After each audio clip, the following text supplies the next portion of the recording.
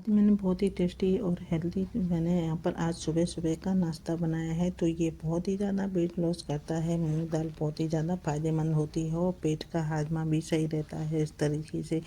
तो हम मूंग दाल को किस तरीके से भी खा सकते हैं। यहाँ पर मैंने मूंग दाल पराठा और यहाँ पर मैंने बना दी है तीखी दही मिर्ची। तो ये बहुत ही ज़्यादा इसका कॉम्बिनेशन बढ़िया है और ये खाने में बहुत ही ज़्यादा बढ़िया लगती हैं। यहाँ पर मैंने आज ये राधे राधे सी तलक में आपका स्वागत है। तो यहाँ पर चलो चलते हैं रेसिपी बनाना शुरू करते हैं। यहाँ पर मैंने 100 ग्राम के करीब हरी मिर्ची ले ली हैं और ये साइज़ में बहुत ही बड़ी हैं। तो इन्हें मैं अच्छे से धो लिया है और इसे कट कर लेती हूँ और बीच में से चीरा लगा के इस तरह से मैंने कट कर लिया है। तो ये छोटे छोटे पीस में हो गई हैं।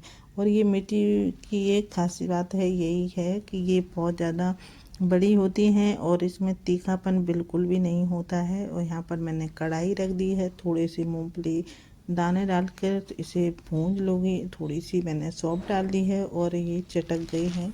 इसी स्टेज तक मैं इसे भून लूँगी। तो मूंगफली दाने चटक गए हैं, इसे मैंने निकाल लिया है।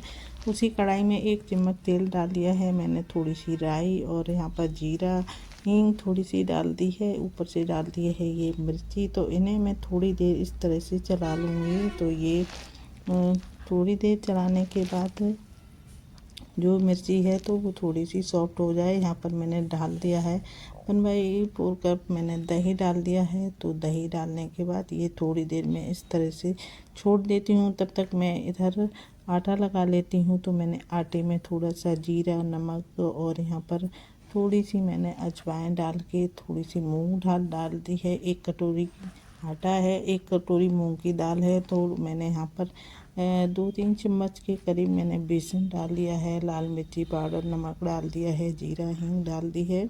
और इसे मैं अच्छे से इस तरह से मसल के गूँथ लेती हूँ। तो ये मूंग की दाल है, अभी गूँथने में बहुत ज़्यादा इसमें थोड़ा सा टाइम लगता है।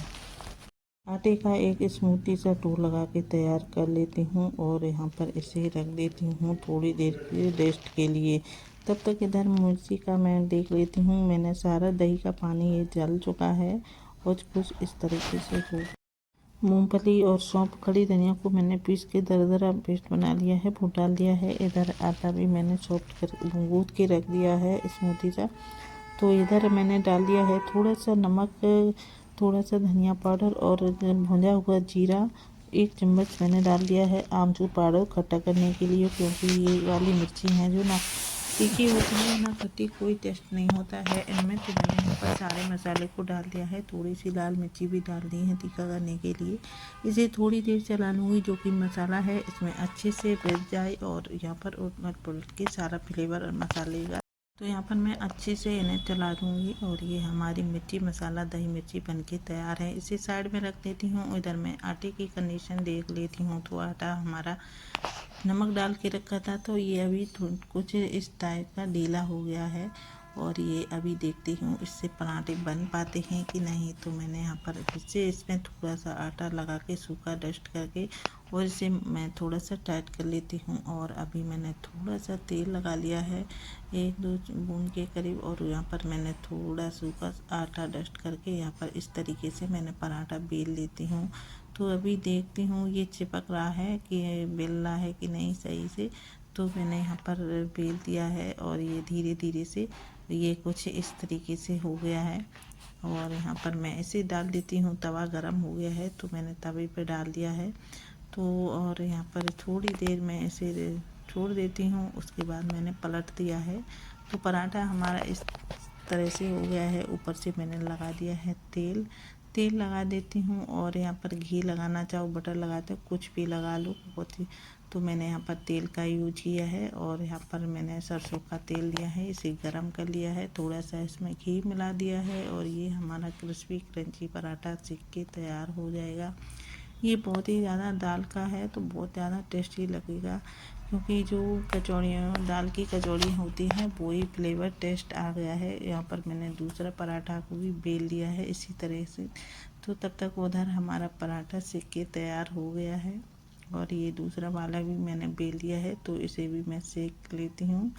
तवे पे डाल दिया है, थोड़ी देर छोड़ दिया है और इसे मैं उलट पुलट के और इसे भी मैं तेल लगा के सेक लेती हूँ। तो दोनों सारे पराठे मैं इसी तरीके से सेक लेती हूँ। तो जब हम दाल के पराठे और दाल की कचौड़ी, दाल कुछ भी बनाए, बहुत ही ज़्यादा अच्छे लगते हैं, टेस्टी क्रंची क्रिस्पी बन के तैयार होते हैं। और ये पराठा हमारा सिक के तैयार हो गया है। और आप लोगों को लग रहा होगा कि ये दाल कच्ची रह जाएगी, क्योंकि ये खड़ी थी, तो मैंने यहाँ पर ये दाल बिल्कुल भी नहीं कच्ची रहेगी।